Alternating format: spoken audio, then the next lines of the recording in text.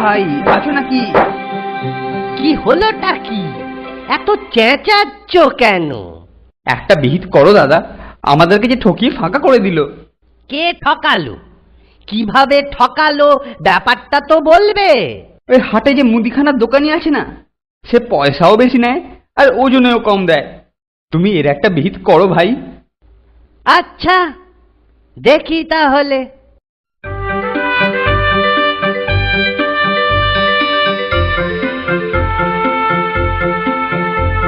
কি খবর দাদা, ভালো তো? এই চলছে একরকম। কি দেব? এই 200 গ্রাম অরহর ডাল, 500 গ্রাম ময়দা। এই নাও টাকাটা। পরের দিন দেবো। নমস্কার দাদা, ভগবান ভালো করুক। কি দেব? অরহর ডাল আর ময়দা।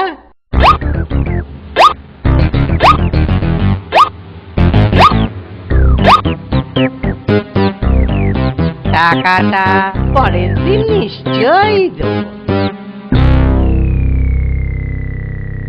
দাও, ময়দা দাও।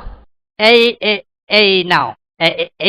এইবার টাকাটা দাও দেখি। আরে ব্যস্ত হচ্ছ কেন? আমি কি দেবো না বলেছি? আজকের দিনটা যাক, কালকে নিশ্চয়ই দিয়ে দেবো।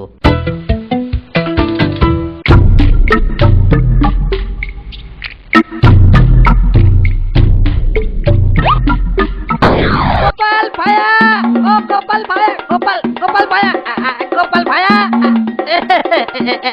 এই যে ভায়া, হাটে আসা হচ্ছিল বুঝি? বাজার করতে তো হাটেই আসে, মাঠে যায় নাকি? সে মাঠে ঘাটে যেখানেই যান, আমার বাকি টাকাটা। ঘাটে যাবার আগে নিশ্চয়ই দিয়ে যাব। হ্যাঁ, অমন তো অনেক শুনলুম। এখন বলো তো, দিচ্ছ কবে? বলছি তো দিয়ে দেবো। তুমি রাজার লোক বলে ভেবেছ কি? হ্যাঁ, আমি কিন্তু নালিশ করব রাজার কাছে। হ্যাঁ, তাই করো, সেখানেই সব কথা হবে। আচ্ছা বেশ, তাই হোক। হুজুর, হুজুর, গোপাল ধারে খেয়ে টাকা দিচ্ছে না। গোপাল, এ কথা কি সত্যি? হুজুর, সত্যি, এতে কোনো ভেজাল নেই। দোকানি, তুমি কত টাকা পাও? হুজুর, হুজুর 10 টাকা। 10 টাকা, বেশি নয়। এটাও কি ঠিক? না হুজুর, এতে ভেজাল আছে। মানে কি বলতে চাও কি? সামান্য কয়েকটা টাকা হুজুর, কিন্তু ও দুগুণ করে বলছে, 10 টাকা। দোকানি, তোমার হিসেব ঠিক আছে তো? এই দেখুন হিসাব। এই তো দেখছি হিসেব ঠিকই আছে। হুজুর, আমি অরহর ডাল আর ময়দা নিয়েছি। কিন্তু খাতায় ঘিও লেখা আছে দেখছি। ওইখানেই তো ভেজাল। আমি তো ঘি খাই না, তাই নেওয়ার কোনো প্রশ্নই নেই। হুজুর, অরহর ডাল আর ময়দাতে ঘি তো লাগবেই। ঘি ছাড়া কি এসব খাওয়া যায়? সত্যি তো, ও তো কিছু ভুল বলছে না। যতদিন ডাল ময়দা নিয়েছে, ততদিন ঘিও নিয়েছে। না না গোপাল, তুমি 10 টাকা দিয়ে দাও। আপনি যখন বলছেন তখন দিচ্ছি, কিন্তু ও বড্ড।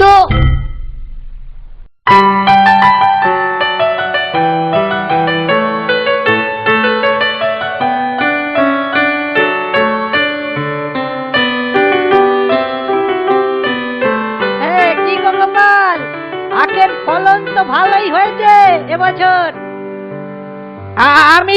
আমি আগাম বলে রাখলুম, আমায় কিছু কলসি গুড় দিও। তোমার দোকানে ধার খাই আর তোমাকে দেব না, সে কি কখনো হয়? কম করে 8-10 কলসি। হ্যাঁ, 8-10 কলসি গুড় দিও। ঠিক আছে, 10 কলসি গুড় তুমি পাবে। এই 10টা কলসিতে অর্ধেক করে মাটি ভর। মাটির ওপর এবার গুড় ঢাল। বেটা আমার সাথে জোচ্চুরি।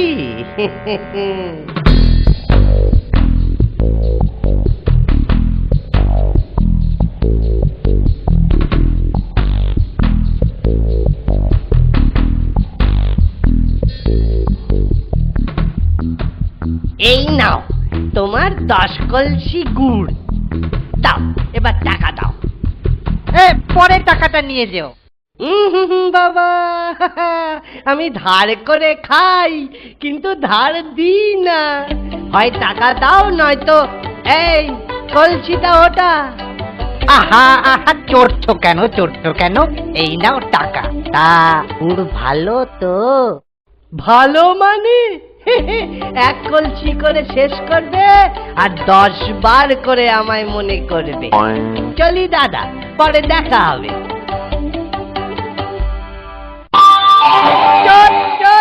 চোর কোথাকার, হ্যাঁ? বদমাইশের গাছ। কই চোর গোপাল কোথায়? বাড়ির বাইরে হয় না? দেখাচ্ছি মজা। কলসির অর্ধেকটা মাটি আর বাকি ওপরটা গুড়। কি হে, কি বলছো? অত চেঁচাচ্ছ কেন ভাই? চেঁচাবো না মানে? অর্ধেক মাটি আর অর্ধেক গুড়। জুয়া চুরির জায়গা পাও না, হ্যাঁ? আমার সাথে এক্ষুনি টাকা ফেরত দাও। হ্যাঁ, এক্ষুনি টাকা ফেরত দাও। কিসের টাকা? টাকা দিয়েছো, গুড় পেয়েছো, এবার কেটে পড়ো।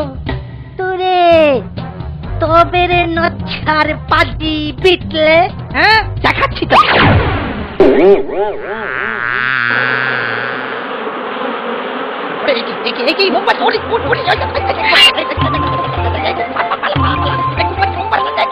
গোপাল, দেখে নেবো। আমার টাকা নেই, আমার টাকা নিয়ে পালালাম। গোপাল।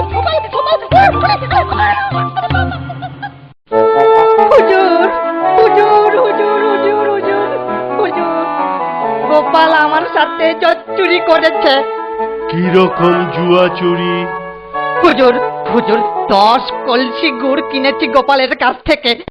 তাহলে জুয়া চুরিটা কোথায়? আরে জুয়া চুরিটা তো ওখানে।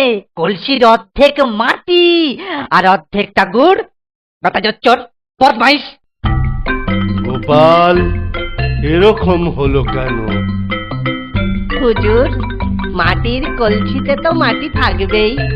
অরহর ডাল আর ময়দা কিনলে যদি ঘিও কিনতে হয়, তাহলে আমার কাছ থেকে গুড় নিলে অর্ধেক মাটি তো নিতেই হবে মহারাজ। মনে পড়েছে, বুঝলুম ব্যাপারটা।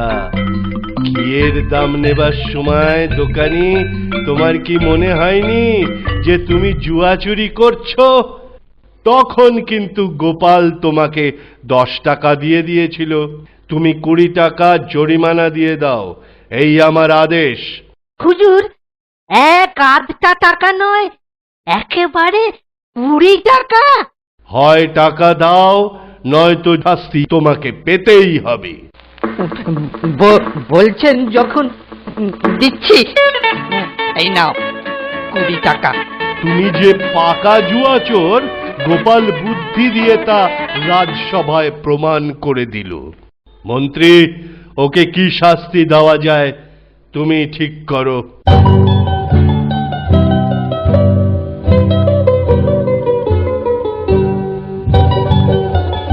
কৃষ্ণনগরের লোক দেখুক জুয়া চোরের শাস্তি।